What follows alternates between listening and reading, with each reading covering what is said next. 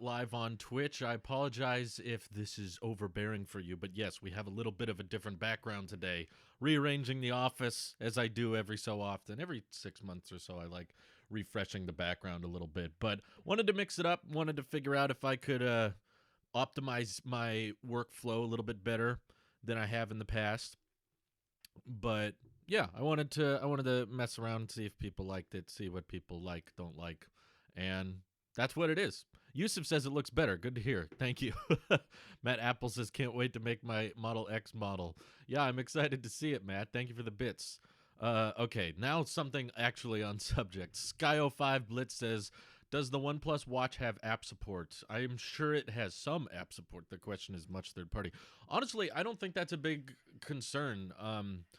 At this time, no, I have not seen many announcements or anything confirming any type of like OnePlus App Store um, or something like that. Like I haven't noticed them bring up a third party market of some kind, but um, main main thing to remember is that smartwatches really don't utilize third party applications very much. I mean, the Apple Watch, it's safe to say, is the most popular one, and there's not a lot of third party applications really on Apple Watch either. There's some people like them, but not that much.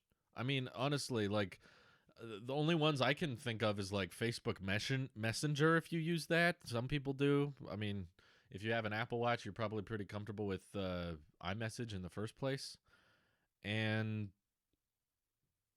yeah, I don't know. It feels like on a watch, what you're mainly doing is health tracking, fitness tracking, notification management, and that's about it. So there's not a ton of room for a third party market, and I don't think that's the biggest issue, to be honest, with the smartwatch. The one thing I wish I would have noticed, I didn't notice when I was recording my video.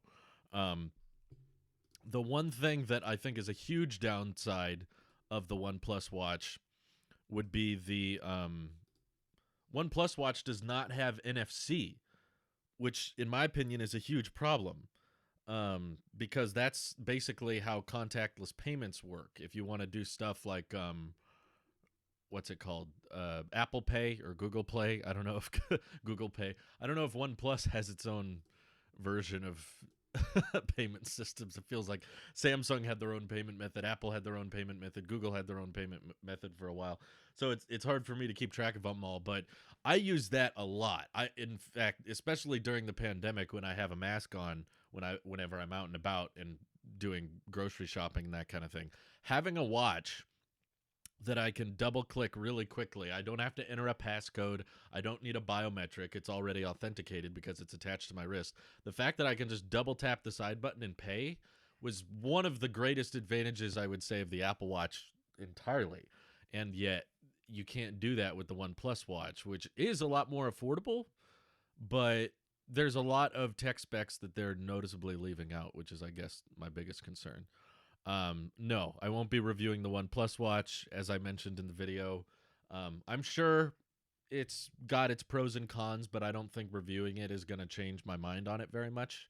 Um, can someone explain what's OnePlus? Oh, did I put a typo in the title? No, I didn't. Okay, I don't. You put a typo. OnePlus 9 is 10. It's very simple. Come on, easy. I think their watch will only be 3 generations, then just die. Okay, so Matt Apple's predicting that it's gonna last 3 years and then they kill it off. I do imagine that if there's no NFC and there's no always on display, no ECG, so it's very clearly no NFC. It's very clearly lacking against a lot of standard things that we're coming to expect with a lot of Apple watches, which is the reason I bring up the Apple Watch is just because that's the standard. That's what most smartwatches are. In fact, that's the most common watch in the world. Um, and they're just now entering it, which I think OnePlus Watch might be a fairly popular OnePlus accessory if you're really into OnePlus phones and you get their latest smartphone twice a year because they release 2 flagships a year. It's just kind of crazy. In my opinion, it's a bad move because OnePlus 9 is honestly not terribly different from previous generation OnePlus phones. It's like every year they try to do this big revamp with the camera. I feel like we get told the same story every upgrade. They're always like, no, this is going to be the camera year. This is the year OnePlus catches up. And all of the reviewers' viewpoint of the OnePlus camera all pretty much remains the same. It all pretty much stays as pretty good, better than before, but not the best. It's always ends up being that same argument. Like watching MKBHD's review, he's been using the OnePlus 9 Pro for 3 weeks as always. It feels almost like a brand reputation thing now. It feels like certain people will just always refuse to accept that a camera might be better than another. They can't say a OnePlus camera is better than a Pixel. They just can't say that. And there might be instances in which the Pixel obviously performs better. I get that. But I'm just saying smartphone cameras have all gotten so incredibly similar these days that to act like one is substantially better than the other, like all smartphones that are north of $800, all their cameras are good. The differences are so small that you're not going to notice and care unless you're obviously a tech reviewer that's trying to compare cameras. But if you're not a tech reviewer, you're not going to notice these differences, in my opinion. So I do think the OnePlus 9 Pro is probably like the best Android phone that's ever been in existence. I'm really into the wireless charging thing. So just the fact that you can wirelessly charge it at 50 watts is kind of cool. There's like 2 separate coils in the charge stand. So if I ever do that, like, there's nothing bad about it. We're not roasting it. We're just saying it's not that different, which is not the same. I'm not to say the iPhone doesn't have that same problem. The iPhone also suffers from this problem, and I'm going to bring it up when the iPhone 13 comes out, and I'm going to say how undifferent it is and how similar it is to last year's. So just if Apple's doing it once a year, OnePlus is doing it twice a year, which makes it twice as repetitive. And in my opinion, the approach shouldn't be, in today's day and age, you should not be trying to release 2 major flagships every year. You should be trying to save all of your big changes once a year, because when OnePlus starts doing these OnePlus 8 and then 8T and then 9, and now we're going to get 9T, it constantly makes people feel like there's never a good time to upgrade because they could just wait another 6 months and get a better one. And also, anytime there's any announcement, it's not that different from the phone they announced 6 months ago, which is how I feel now. Is like, okay, we already had 120 hertz. That was there. We already had a pretty decent camera. I've taken a lot of pictures with last year's OnePlus 8, which I still have because it was a gift. The camera on this is really not that bad. I'm sure the new one is better, but I'm still saying that, like, for pictures and videos you take on a phone, this is still not bad at all. It's pretty good. And I'm sure the OnePlus 8 Pro was also pretty good as well. And every year it feels like, oh, they got to do something to up the camera quality. And, okay, they got some new faster charging method. And, okay, we've almost gotten rid of the curved displays, but not completely gotten rid of them. It's like Samsung at least has acknowledged that people don't like the curved edges anymore, and they're trying to move away from it, and OnePlus is just kind of hanging on to it for dear life. They still got the same old camera hole in the side. That hasn't changed. So yeah, it's just that's why I'm not reviewing Android phones anymore, and that's not why I feel like doing dedicated videos on them, is because they're so dang similar every single year. OnePlus 9 is a great example of it. It's just like, yeah, that's a slightly tweaked camera module on the back. Sounds good. Let's see. Ringed Planet 6, thank you for the Twitch Prime. He said, hey, 3 months. Yeah, wow. You're on a 3-month streak. Appreciate that. Thank you. Matt Apple says, first time I heard about OnePlus was a 7 Plus copy. I'm sure many can say the same.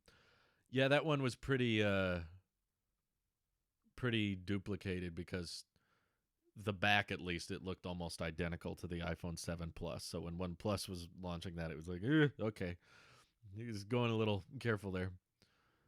OnePlus 9 is a phone. The watch is a OnePlus watch.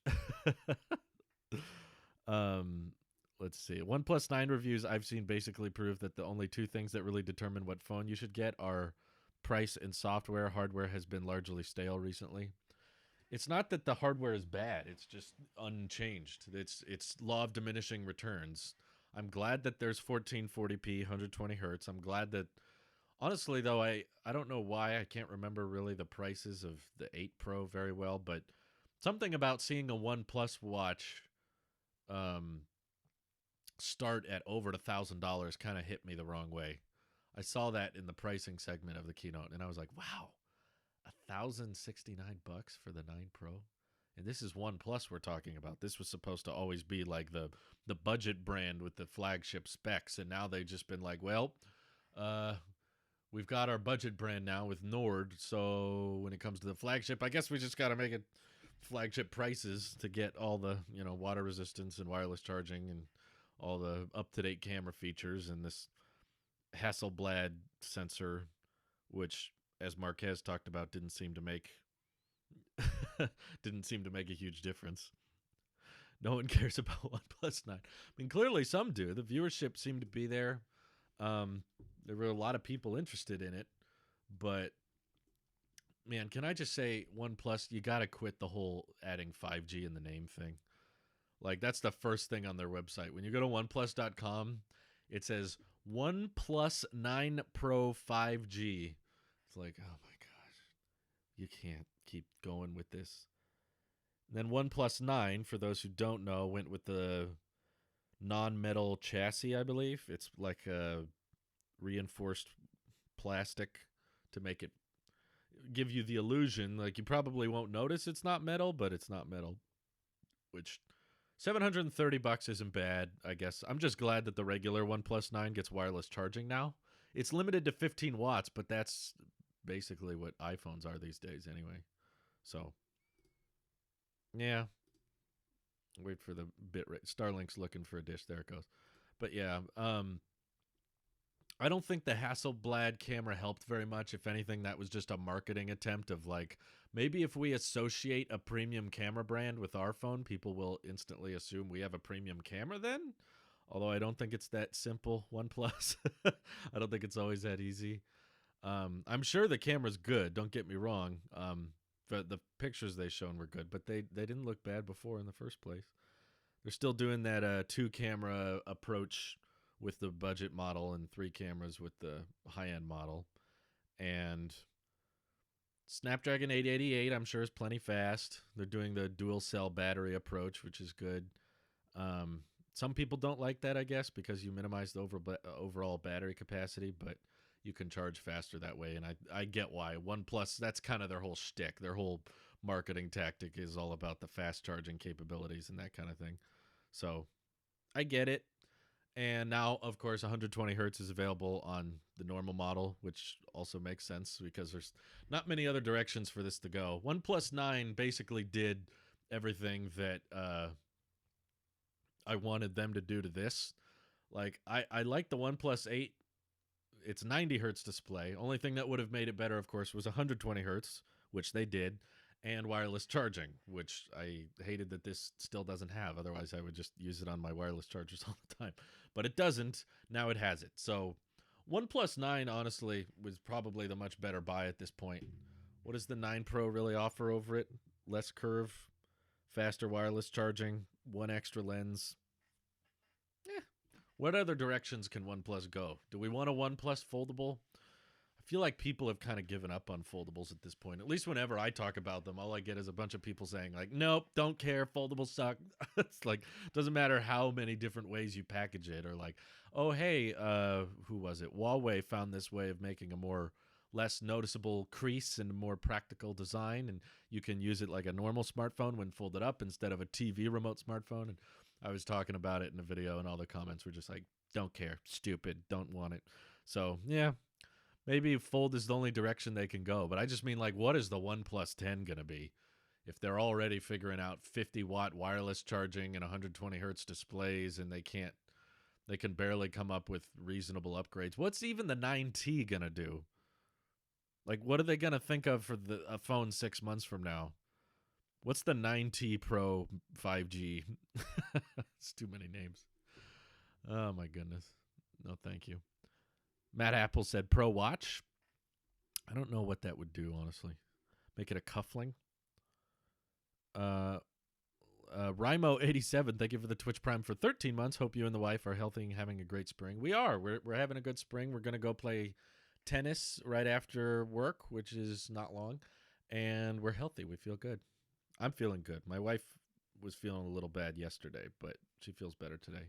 Wasn't COVID related stuff, but it was, it's gone now. Do you watch Tech Racks? I know who he is, but I don't watch him. I don't find that type of content interesting. I find it cringy and kind of embarrassing, but yes, I know who Tech Racks is. No, I won't try the OnePlus 9 Pro. Doesn't seem interesting enough. I reviewed this and no one really cared last year. The main reason I've been taking a break from Android reviews is because I did a series of Android phone reviews last year and got kind of similar responses to all of them. It was all kind of like, we don't care about what an Apple sheep thinks, or this phone isn't very interesting. And I think that's going to be a growing problem in the tech space as a whole, as there's more people that as there's less and less interesting smartphone upgrades, there's going to be more and more stale smartphone reviews. So trying to buy every single smartphone that comes out and just reviewing every single Android phone, it gets old quick. So that's why I'm taking a break from Android reviews entirely. Matt Apple says names are given to differentiate two things. Are there 4G OnePlus 9 Pros? No, then drop 5G from the name. That's how I feel. I'm like, if there's going to be an LTE variant and a 5G variant, okay, then in that case, I can understand wanting to incorporate 5G into the name, but that's not the situation here. Yeah, Starlink's still in beta, so it's dropping a lot of frames at the moment, but it's weird. It was working great right before I went live. Just my luck. Right before I went live, the connection was really stable and I wasn't seeing anything like that. But now that I'm live streaming, it's like, oh, I can't do it anymore. I'll drop the bit rate just to see if that smoothens it out a little bit. It might help. I don't know. Give OnePlus credit when it's due. They did not skip number 9. That's true. Horseman of the Apocalypse. We should probably give OnePlus some credit just for the fact that they actually went to 9, which I guess not everybody does. Well, just Apple. Samsung went to S9. I seem to remember Huawei hitting a 9 at some point, didn't they? They're so weird, like, what's it called? Superstitious smartphone companies. Like, well, we can't name it 4 because in China that is the same word as death, and 4 is bad. It's like, it's such a low number, though. How often are you going to avoid calling something 4? We just skip straight to 5. My goodness. As long as the audio is stable, that's really what matters. I mean, you can look at me all day if you want to, but it's just my face at the end of the day. I don't have that many visuals to show you during the live stream. As long as you can hear me, I guess that's what matters. Yes, it is the PewDiePie chair, and it's actually falling apart on me. I've had it for 3 years now, and I'm very sad to say that, unfortunately, the arm part here, the little bits of it, little chunks of it are starting to fall off, which isn't good. Matt Apple says, I just got eligible for Starlink. Should I ditch Verizon Fios gigabit and go for it?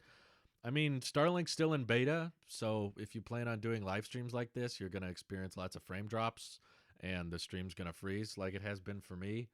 But the extra money it was costing me to pay for Xfinity didn't justify the slightly smoother live streams, because believe it or not, live streaming is not where most of my income comes from. So, I mean, I do get some money, obviously, thanks to your guys' Twitch Primes and bits, but I know that Starlink will get better in time. It's supposed to be out of beta by this summer. So I was like, okay, I got to put up with some frame drops for a few months, and then it'll be fine. I've already noticed it improving in speeds and reliability in the past few weeks. It used to be a lot worse. But if it's out of beta by the summer and there's no more frame drops and I can save myself $50 a month, yeah, that's a lot of money to be on a monthly charge. And I was just kind of fed up with Comcast because their rates kept going up and they kept attaching random fees and stuff. And Starlink isn't like you can pick them up and drop them whenever you feel like it. It's not like if you get selected and install Starlink and then decide you want to sign up for them 6 months down the road, you can just instantly sign up again. Their whole thing is not demand limitations. Starlink's thing is figuring out how many people they can have connected. And if you start canceling, they currently say there's not like a guaranteed promise you can come right back whenever you feel like it. It's like we'll let you know when you can come back. You can't pause Starlink service essentially. Whereas Comcast, they're going to charge you through the rear for it, but you can cancel it. And I'm sure if I wanted to go back to Comcast, I could, but I don't want to. No, thank you. I heard almost all of those chairs are made in the same place, just different brand slapped on it. Yeah, that makes sense. That's kind of how a lot of phone cases work these days. Verizon, I don't know if Verizon Fios gigabit is download and upload gigabit, then no, I don't think Starlink would be better. I mean, I'm kind of a big SpaceX fan, and I despise Comcast, so that's why I wanted to get off Comcast as soon as possible and onto Starlink, but Verizon Fios isn't a thing where I am. So if it was, maybe this would be a different discussion. But basically, I wanted the fastest possible upload speed where I live. And with Comcast, the fastest possible upload I could get was like 40 megabits. I don't care about download because I don't download huge files. So once I found out Starlink was in my area and I could get pretty close to the same upload speed, but for a lot cheaper, I was like, cool, I'll do that. There are cheaper Comcast plans than Starlink, but the upload takes a big hit. And there's, of course, no plan on Comcast improving those speeds.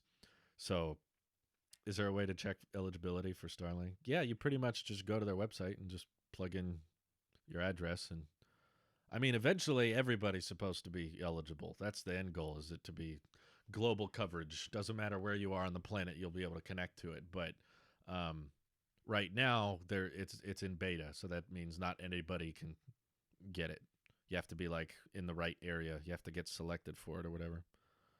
Can I have Starlink and Fios at the same time? Yeah, there's no reason. There's no law that says you can't have two Wi-Fi networks. They come from different things. I don't know how Verizon Fios works, but I believe that's some type of cable that comes to your house. Starlink works on a completely different cable. You put a dish up on your roof, and then you route the cable into your house and connect to it. So, yeah, you could have two Wi-Fis if you wanted. Do you think that Starlink will cost the same everywhere in the world, like in my country compared to the USA? We have much cheaper internet, so do you think Starlink will follow that trend?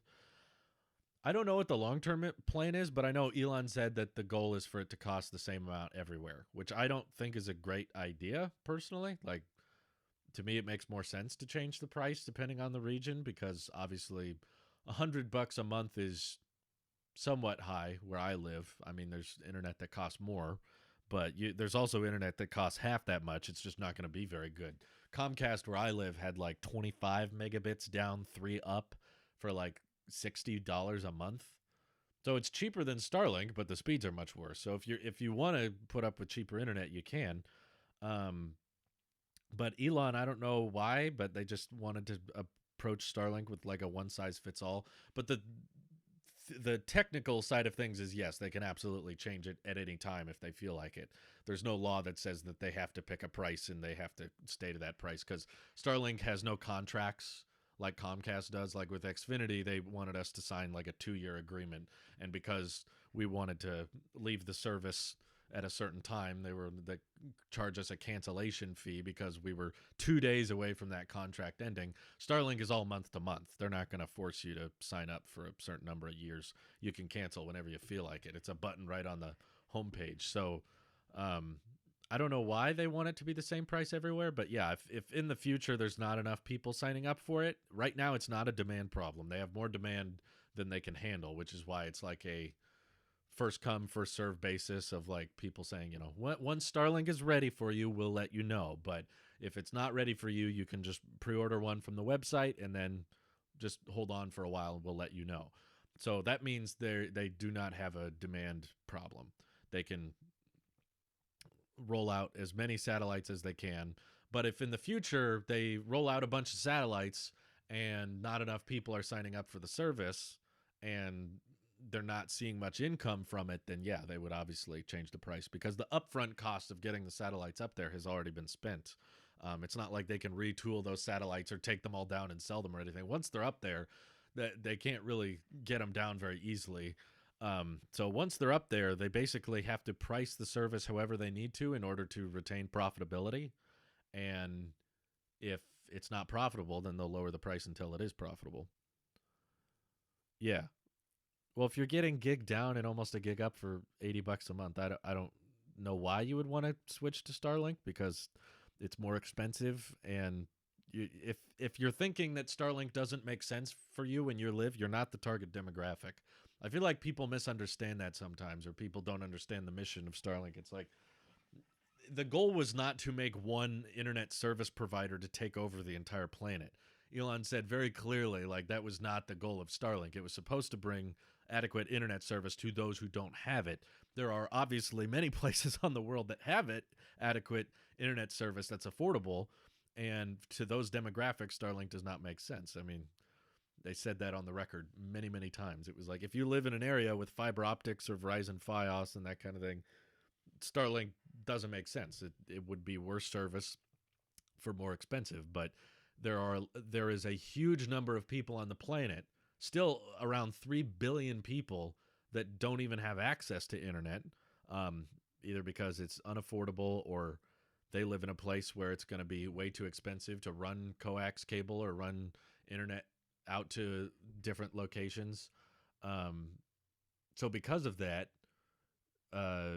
they need some type of satellite internet service. And satellite internet's been done before, but it's always crappy because it's only working off of 1 to 2 satellites, and that means the signal is really bad. And anytime it's cloudy or rainy, this internet is destroyed, whereas Starlink doesn't get bothered too much by the weather. It does get a little bit slower, but not much. I've seen people using Starlink in the snow and still getting around 80% of their usual speeds. And it's obviously getting better over time. They're improving it. So can a trucker have Starlink? Yeah, theoretically. That's been filed by by SpaceX and the FCC. They want to put Starlink on moving objects like big trucks, not little cars, but airplanes. It's been tested on by the U.S. Air Force. The idea that you'd be able to basically get a gigabit Wi-Fi connection while you're on a plane, which right now is pretty difficult to do. And yeah, theoretically, if Tesla wanted to, maybe they could fit the Starlink dish on the semi truck, which would be dope. So, in time, we might end up seeing that. Oh no, I got to be careful, because the little the little Tailosive T watermarks are right on the steering wheel. Not the steering wheel, the wheels themselves. They're very tiny. So if you're not careful, you can scratch them right off. But yeah, it's very fine detail. Starlink is going to be the most impactful in developing countries and a lot of countries that don't have people living in heavy, densely cities. If you live in a very densely populated area, Starlink is most likely not for you. It's for people who live out, which there are a lot. You know, if you add together all of the major cities in the U.S., it weighs for a certain portion of the population, but there's still just as big a population, if not greater, that are outside of major cities that don't have access to Fios and gigabit speeds like that. It's Fios, Fios. I don't know how to pronounce it. They don't have it here. They don't have anything related to that kind of Verizon. Chicken Security is like, see, my text is orange. That means it's a donation. Thank you. Let's see. Where's the Tailosive water bottle? Has there ever been one? Actually, funny story. Maybe I should save this for later, but I'll just let the Twitch viewers know, because you guys are special, dear to my heart. You're exclusive. But because of complications with all of my taxes, I know this isn't on subject to the OnePlus 9, but there's only so many freaking OnePlus 9 subjects we can dive into in the first place. The cameras don't look very good. They're fine, but they're not the best. And the displays look good, whatever. The taxes as a self-employed content creator are very frustrating, because there's so many different income sources you have to account for, and some want to provide tax forms and some don't want to provide tax forms, and that makes it very complicated to report them. So this is probably the last year we're going to have Tailosive merch. haven't made that announcement yet, but I'm just letting you know currently. If you like any merch on the store, most likely we're going to close it by the end of the year because, I mean, when I first started, I wasn't even on Teespring originally, but when I first started making merch for Tailosive, it was mainly because I wanted to wear some merch with my watermark and my logo on it, and people were watching my video. I was just getting them custom made for myself. I just wanted one for the YouTube channel. I didn't immediately start off with like, oh, I'm going to start selling merch. I was just like, I just want to wear merchandise with my artwork on it. And I was wearing it in videos, and people were commenting like, "Whoa, that's cool. How do I get one of those? How do I get one of those?" And I was like, okay, maybe I could try selling these." But I never wanted to be the merch channel, because I know there's a lot of channels on YouTube that will basically brag about merch and tell you to check out the new merch and buy this merch, and promote it constantly. And that always bugged me. So I was always like, okay, if I do merch, I'm going to be somewhat subtle about it. I don't want to bring it up in every video, and I don't want to advertise it all the time.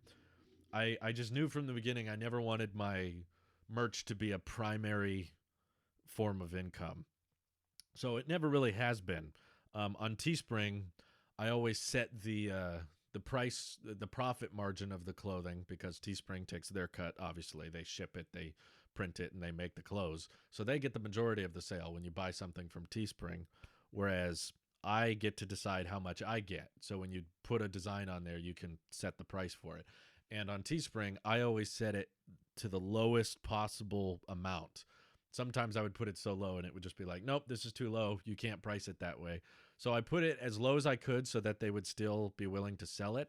So I made like less than $1 on a lot of the shirts in clothing people would buy, just because I was like, I want people, if they like the artwork or if they like the logo, they can buy clothes and order it and do whatever. But I didn't want to make a ton of money off of it, because if it did get to the point where it was making a ton of money and that was becoming a big chunk of my income each month, then I would feel more inclined to promote it, and then I felt like I would get more addicted to the revenue stream and just be talking about it all the time, just be like, hey, everyone got to buy this merch because it's become a dependent part of my income. So I always wanted to keep it pretty low, but because of that, there's so much confusingness between non-employee compensation and royalties that Teespring divides up, and they don't want to send 1099s, but then when I was trying to file with TurboTax, they were asking for 1099s, and I was like, we don't have any. They kept, last year you did, this year you didn't. So I'm not making a ton of money off of the merch anyway. It was mainly just there for people who wanted it. But simply because of how complicated the income tax already is, between Twitch is already confusing, YouTube is pretty simple, but it's, it's something that has to be accounted for. And then podcast revenue is separate from all that, and Patreon is separate from all that. So I was just like, how can we simplify taxes a bit further? And my wife and I were talking about it. We were just like, well, we've already started 2021, so we're still going to get tax info from Teespring this year regardless. So let's just keep it on. We'll keep it up for the rest of 2021, and then after that, we'll probably bring it to a close. So I'm trying to think of some good designs I can end the store with, but nothing yet. Anyway, that's enough merch talk. I'm glad I got my hoodie when I did. Yeah, you've still got time, and you've still got another 9 months or whatever. It's not like a rush. Twitch is complicated because they have to label, I think, Twitch Prime revenue separate from donations, which is confusing. So non-employee compensation is different from royalties, which is very weird. But yeah, Twitch is a bigger part of my income than the merch, which is why I'm not willing to just drop Twitch because of the taxes. But I'll keep Twitch around, but not Teespring. Not making enough off of it for the hassle of dealing with the taxes really to be worth it. Let's see. What is your opinion on Android phone having asymmetrical bezels and many reviewers not mentioning it? I guess not many. Well, like you said, not many reviewers mention it, so that's kind of why I feel like it must not bother people that much. Honestly, it doesn't bother me that much on the OnePlus 8. Like, the chin is a bit thicker than the forehead, but You don't really notice it when you're just using the phone day by day. It's not really, if you're really, really paying attention, yeah, you'll notice it. But obviously, the symmetrical approach with iPhones is much cleaner. You know, that's what I prefer. But I really hope that OnePlus, okay, there's, now that you mention it, that's my suggestion for the OnePlus 9T or 9T Pro, is that they go complete flat, similar to the iPhone. That way we have more of the same, and phones are even harder to tell the difference. All phones are the same now. But actually, you know what? One difference I will say, so iPhones are going the squared off method. Who knows how long Apple's going to hang on to this squared off chassis, you know, the iPhone 5 style. I want OnePlus to keep the rounded glass on the back because I actually think that's very comfortable, but just go flat on the front. We don't need a curved edge display anymore. It was cool for a little while, and then it got boring, and then now people have kind of decided that we don't like that anymore and we want to move on from it. So that's fine. Let's go completely flat on the front, but still rounded off on the back. That's my request for the next OnePlus. Everything else can literally be exactly the same. I don't care. I mean, obviously, if you can make your cameras better, sure, make your cameras better. But honestly, I don't really, I don't really know what else they could do at this point. If they're what is it called? Partnering up with these camera brands, and they're like, see, we're partnering with Hasselblad, and we're gonna have these high quality cameras, and then the reviewers get it, and they're like, not as good as a Pixel though. It's like, oh, jeez. OnePlus 9 Non-Pro has that. Other than that, it's the same as the 9 Pro. So that's not what I was looking at. When I was looking at the site, it was like slightly curved, but almost completely flat. No, I guess it does look pretty flat. It's the 2.5D glass that's throwing me off, I think. So they decided that the edge display is a pro feature. Right. Okay, because that makes perfect sense. Matt Apple says, how have you had an encounter with a Karen? Not really, no. I don't go in public very much, but thanks for the dime. Red Hair says, why did you move your setup? Couple reasons. For one, I actually had a dream, believe it or not, the other night, last weekend. I was not planning on redesigning my setup over the weekend. I just had a dream that I was still in this house. There's like some party going on. It must have been post-COVID or pre-COVID, whatever this dream was. And I was sitting at this desk working, and the desk was right by the window. I wasn't live streaming. Sorry, Red Hair. I wasn't dreaming about you guys. I was just at my desk, just chilling, working on something. And my desk was by the window. And I remember thinking, this is really cool because while I'm working on videos, I can look outside. And I'm not going to show the outside of my house because then people try to find me. It's happened before. So I won't show you right now. But I can see like our yard, and I can see the lawn, and I can see some of the flowers we planted, and I can see, you know, I have a nice view of like trees, and it looks cool. But I would always put my desk back in that corner, I guess, because I don't know why I wanted to put it in that corner. I guess there's a power outlet right here, so I just figured that made sense to put the desk near the power outlet. But there's also a power outlet on this side of the room that I've been able to tap into, and I've realized that I can get a lot more natural lighting. Like, I'm not using any studio lights right now, which can save power, which is cool. Like, all the light that you're getting from this angle is just from the sun. It's just through the window. In fact, the tech video that'll get posted tomorrow was also lit, I think, just through natural light. So I realized that I could not require, because before, depending on what I was shooting, I would need one light here, and then the ceiling light. Ceiling light's not even on right now. The only light that's on is obviously the blue one, the one you can see. The shutter speed on the camera changes, and that's why the lights are flickering. I found a way to get it to turn off, but then obviously I think it got brighter and then the shutter speed changed. But were people able to find your house before? Not my house, no, but back when I had an office. Oop, Starlink's lost. Give it a sec. Let's see. I'll wait for the connection to bounce back. There it goes. Give me a second. Okay. OBS is back. I used to have a PO box actually.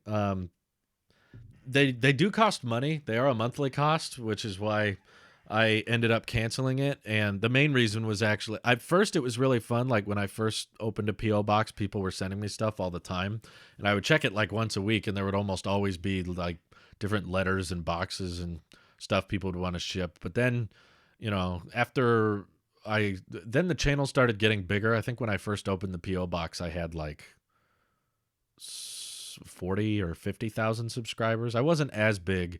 Once I started getting bigger, people started mailing weird stuff I won't get into, but you can use your imagination. It basically started to turn into an annoying thing where it was becoming more of I hope there's some nice things in the PO box instead of just people trolling, which was starting to happen. And it was costing money. And then I think the last 4 months I had the PO box, there was basically nothing. Like for the last 4 months I had it, no one sent anything. There wasn't a letter, there wasn't a box. And I was like, okay, I've just spent, what was it costing? It wasn't that cheap from what I can remember. I think I had spent like $100 on it in a 4-month period and got literally nothing. So I was like, okay, if people aren't going to be sending anything, then why am I still paying for this? So that's why I canceled it. But yeah. No one's ever found my home address, but back when I had an office space, we used to not care that much about showing the outside of where I worked, and we were vlogging outside the office once, and someone was able to look at the outside and track it down on Google Maps, and they posted it. I don't remember where they posted it. It wasn't on like a Reddit or anything. I think it was Discord.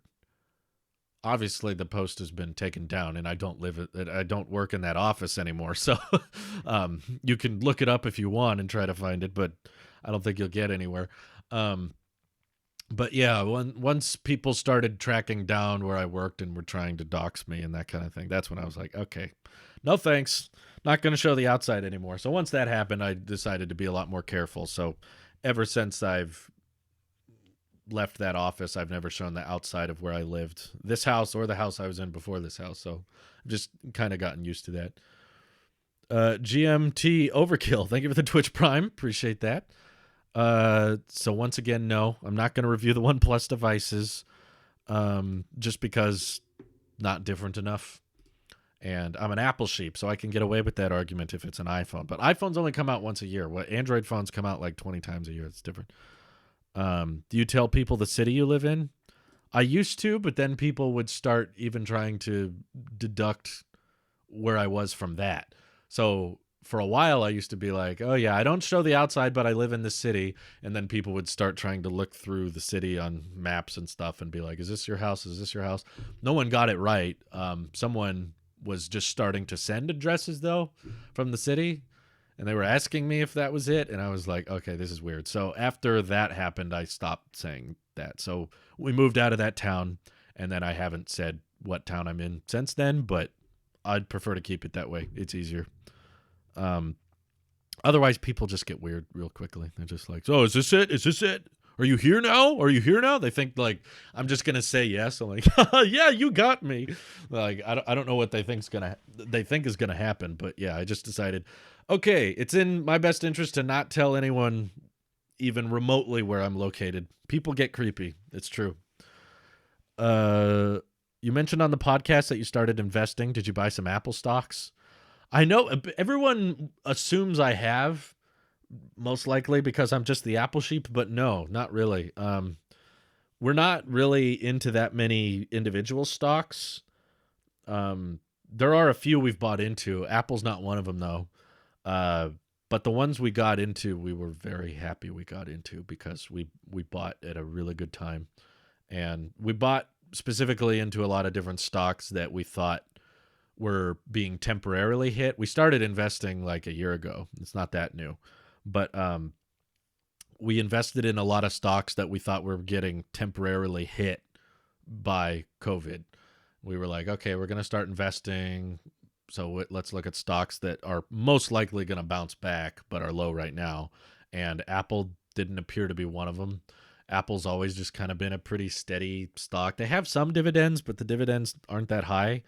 But for the most part, that's not the majority of our investments. It's mostly mutual funds and index funds and high dividend yields. Vanguard funds that don't move very much. They don't go super high or super low. They just kind of stay pretty steady, but they have fairly high dividends, which is what the majority of our investments are. But yeah, I thought you'd think an Apple sheep would have Apple shares by now. I know that sounds reasonable, but we haven't bought any. I don't mainly just because I don't know, something about the stock price in the past year, just nothing about it really jumped out at us. Let me look at the past 2 years. Yeah, it's been pretty steady. If we're gonna invest in an individual stock, we're I think more okay with it being, nope, Starlink, come back. It's looking for a satellite.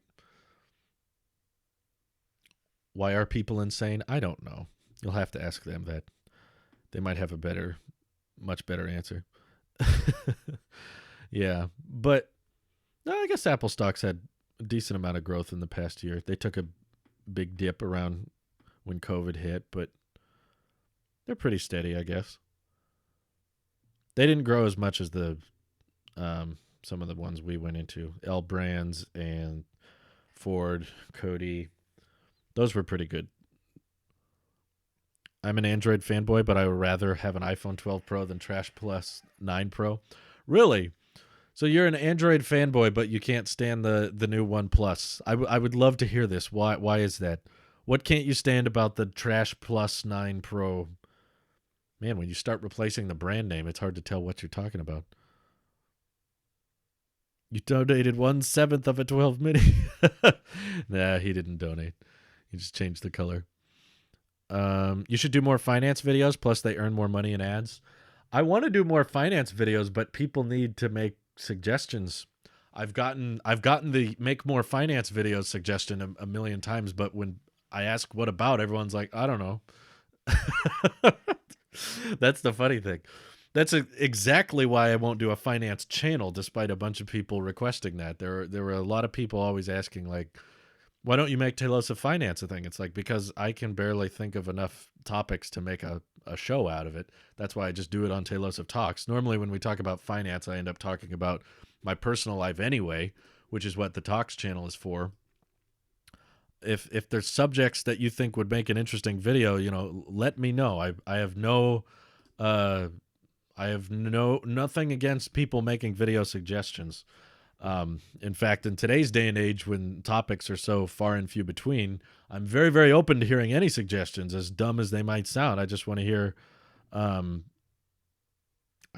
anybody. Like, what do you want to hear? I feel like a lot of channels don't really understand that, it's a good thing to, it's a good thing to do to content creators you like, is tell them what you want to hear more about. If there's a subject or if there's a topic, be like, talk more about this in specific. Don't be like, do more of these. You got to get precise with the videos. Don't just say, like, what I get a lot is, do more rant videos. I like your rants. Rant more. It's like, I can't just rant on nothing. If there's nothing to rant about, then there's not going to be a rant video. If I just started ranting on minuscule things that weren't really rant worthy, then I don't think the rant videos would be as entertaining. Talk about investing. I mean, there's only so much you could say about investing. It's like, buy and hold. unless you're trying to do short-term investing, which I don't recommend. That's more like gambling, in my opinion. If you're planning on buying a stock and selling it within the year, it's, for one, there's going to be a lot higher capital gains tax, and for two, the stock market in the short term is pretty volatile, so you really don't know what's going to happen. So I'm not going to be the type of guy that's just like, oh, there's these stocks that are going to blow up. And it's like, you don't know. I mean, there's certain stocks that could explode without warning, and there's certain stocks that could tank. So there's not a ton of stuff to talk about, really, other than just, find some somewhat stable stocks, invest, and then hold on for the long term. There's not, in my opinion, that much to dive into there. What I do with my money, we've talked about that before through budgeting videos. I mean, the tech channel kind of is evident of that. Straight to the Galaxy says, bad camera, software bugs, and the fact that we're getting the 2 megapixel on $1,000 smartphone is unbelievable. You think the camera's bad? What about the OnePlus camera is bad? On the 9 Pro, have you used it, or are you just basing it off of what you've watched? Video suggestion, where to start with investing portfolios, banks to find or avoid, who can invest your money.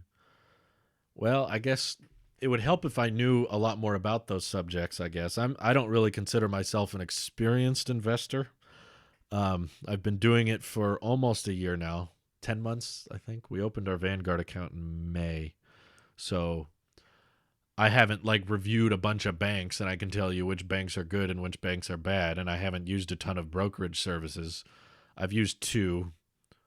I've used Robinhood and Vanguard, and then Robinhood started getting real sketchy, so I sold all my stocks in Robinhood and deactivated the account. I don't have a Robinhood account anymore. It's gone. But Vanguard's okay. Their UI is a little clunky, but they're a lot more reliable. Vanguard was one of the brokerage services that didn't stop anyone from buying a stock. That's what Robinhood was doing. It'd be hard to review all those because I'd have to set up an account with all of them. Like I know about Coinbase, Robinhood, and Webull, but if I used all of them, I would have to. I mean, if I wanted to review them, I would have to use all of them, and I don't. I don't know. It feels like a fairly expensive video to be like, I'm going to invest in all these different brokerage accounts instead of having all of them in one, which is a lot easier to manage. Brokerage accounts are a lot easier to understand and track if you just keep them all under one name, just one you trust. Let's see. I'm using a OnePlus 7 regular variant, and it crashes like once an hour, buddy. Well, I believe the old OnePlus 7 is slow. Yeah, that's from a while ago. But OnePlus 9, that's not out yet. That's untested territory, according to Marquez at least. 100 bits from Gertie says, gotta go, can't wait till next video. Tomorrow morning. I've already made that video. You'll see it tomorrow morning. Thanks for the 100 bits, Gertie. Let's see. I think a lot of people are drawn towards people that aren't in the niche and just want to hear your story and experience. Suppose, what was your decision in deciding to go with Vanguard versus any of the million other companies? Wasn't much of a decision. It was just like I've had heard many people run into issues with Robinhood. Even my friend Randy had issues with their servers going out and then people losing out on gains. So they've had all kinds of security compromises with Robinhood. So that's a very common one people go to because it's very easy to understand. It's a very simple app, and they make investing look very clean and easy. But again, they've had a lot of security issues. So we were like, okay, let's not do Robinhood. And we had heard a lot of family and friends use Vanguard, and they didn't really have anything bad to say about them. And we tried to look up Vanguard scandals or Vanguard issues, and we couldn't really find any major ones. No brokerage is perfect, but Vanguard seemed to be, there weren't that many people complaining about them. So we were like, okay, let's try Vanguard. And that was about it. There wasn't like a, let me analyze every single brokerage account. So that's something that a broker would probably be better at than me. Come on, Starlink. Find the satellite. You can do it. There we go. Bouncing back. Okay. What's Starlight of the Galaxy's issue now? He says, I've used my friend's OnePlus 8 Pro and the camera is 90% camera of my current OnePlus 7. And the fact that OnePlus 9 Pro has similar camera to 8 Pro makes me believe it is bad. Well, yeah. I mean, if you're going to compare 8 to 9, there's not going to be that many differences. It's the same thing with iPhones. The difference between the iPhone 10 camera and the iPhone 12 camera is probably around 90%. There's a few 10% extra features here and there. I really appreciate you making the watch video when everybody else just bombarded us with the same OnePlus Pro video. Yeah, I've done that a few times. I noticed it especially with OnePlus. I think the last time I did a OnePlus 8 Pro video, I didn't notice that many people watching it because they were like, everybody's uploading the same video.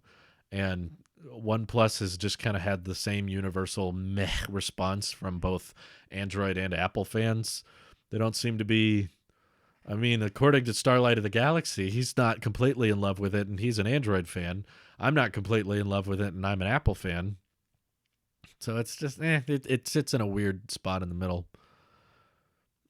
Any thoughts on the regular OnePlus 9 having a plastic frame and no optical image stabilization on the main rear camera? Feels like a downgrade compared to the 8T. I definitely believe when people say that you probably don't notice the difference between the metal and plastic frame. But yeah, I agree. It is. It does feel weird that it's kind of a downgrade. But is the price lower? I don't remember how much the 8T costs. How does that work? If the price is lower, I mean, yeah, it's frustrating, but Samsung's been doing the same thing. And they were doing it on like, they were doing a plastic back on like $1,000 phone or $800 on a plastic phone. But this is like a $700 phone that still has pretty flagship specs elsewhere. So I don't know. It's definitely a market trend, which is why I guess it doesn't shock me as much as compared to like the Note 20. The Note 20 was like this first time we were seeing this like $1,000 phone with a plastic back. It was like, really? We're gonna go cheap out on materials when the phone is $1,000? I didn't care for that. But now that it's like $700 for a flagship phone, and the rest of the specs seem pretty good. It's still Snapdragon 888, still 120 hertz. This one finally has wireless charging, which I like, and it's not the first time we've seen them compromise on the materials. So yeah, I don't know. I'm not like a toxic person, but my comments OnePlus might make me one. I believe you're just expressing your experience, but that's why I wanted to hear it. The price is low on eBay and the conditions are good. I got mine for around $400 in near mint. Oh, the XS Max? Yeah. If you're okay with the slightly worse battery, which I guess some people are. See you tomorrow in the comment section. Okay, Fresh Melon. Take care. Thank you. How do I spend only $200 a month on food? But it's not that complicated. You just buy up groceries and make more stuff from home. That's really the key to all of it. If you make everything yourself from home, it's not that difficult to keep it under $200 a month. The most tricky part of keeping it under $200 a month is anytime you go out to eat. Going out to eat costs more, almost always. There's a few times you can get fast food for pretty cheap, but most of the time you can get at-home food for substantially cheaper. So if you get a meal plan down of a bunch of different stuff you can eat from home that you don't have to go out and buy, just getting the right groceries from the right store, it's totally possible. There's people that spend way less than $200 we've seen on YouTube, but it's doable. It can be done. I didn't think about the no optical image stabilization though. I guess like at a certain point I'm like, that kind of sucks. It's a downgrade. But on the other hand, I kind of feel like OnePlus has to come up with some pro class features. Personally, I think that the two OnePlus phone tactic they're doing right now with the regular and then the Pro variant, they're way too similar. I mean, Apple's guilty of this too. I think the 12 and 12 Pro are way too similar, but with OnePlus is almost more so. They both have wireless charging now. I thought do they both have water resistance, or is it just the Pro? Either way, even if it doesn't have an IP rating, I bet OnePlus 9 is still relatively water resistant. And they're using the same chipsets. I'm sure the camera's still pretty good on both. They both got 5G. They both got Bluetooth. You know, there's only so many things you can separate the two devices with. So I was just thinking, hey, OnePlus phones come with a charger still. You got to count your blessing these days, I guess. It's not very many people bringing that up. The Samsung still have a metal frame, though. The frame of the OnePlus 9 is plastic as well, which kind of feels cheap for a $730 phone. I don't know. By today's standards, $730 doesn't feel that cheap anymore. I mean, 730 doesn't feel that expensive anymore. I think people were more upset when Samsung was doing glasstic backs on $1,000 phone. A plastic frame on a $700 phone is like, obviously metal would be nice. I agree, but when the specs are as good as they are on the OnePlus 9 with the display and the flat edges now and the fast charge capability, and it has wireless charging and all that, it's like, I can understand why they want to compromise on material. They're seeing Samsung get away with it, so OnePlus is obviously going to try to. They need something to separate these two phones.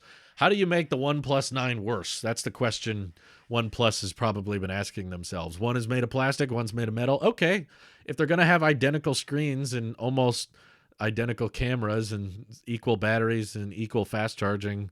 I know the 9 Pro has some extra flex. 50-watt wireless charging. It's 65-watt wired charging. It's like, okay, I get it. There's some like extreme cases of the Pro still being a little bit better, but those things are going to become so small and only noticeable to the tech community that they got to come up with something more noticeable. So no optical image stabilization or just plastic on the frame. I kind of get that. It makes sense. They got to make it worse. I don't have that many ideas. I think OnePlus probably made the right call. Starlight of the Galaxy says, I cannot find any Android phone around $800 for all-round value. It is sad to say the best $800 phone is iPhone 12 because S21 is plastic. OnePlus 9 has not the best build and camera, and Google doesn't make one. Huh. Yeah, you're right. There is kind of an absence with the $800 tier. There's probably one out there we're just not thinking of. It's some higher tier of the Galaxy, the S20 Fan Edition, maybe? Isn't that around $700? The Mi 11 has flagship specs and glass build for $800. Yeah, but that's not available in a lot of countries. It'd be a different discussion if we were in China, but we're not. Probably the Fan Edition, I would say. But yeah. They give me something to think about now. I'm like, Apple put their flagship iPhone right where there's not really that many other Androids. I wonder if that was intentional or if the Android market is just missing the mark. I'm not sure. But anywho, I appreciate the bits and the Twitch Primes today's. Someone asked, do you and Louise work out? We do. In fact, we're going to right after this stream ends. We're going to go play tennis. So I appreciate you all for tuning in. I appreciate the feedback on the background. I'm glad most of you seem to like the new background. If you don't like it, please express why, or don't just say, I don't like it, to say something like, I prefer the old background, or I want you to change this part of the background. If more constructive criticism is appreciated, if you'd be like, I'd like to see you try to do this. I'm not going to guarantee I will do everything, but it's better than just saying, I don't like it. But anywho, thank you all for watching. Hope you have an excellent rest of your day. Take care. Bye-bye.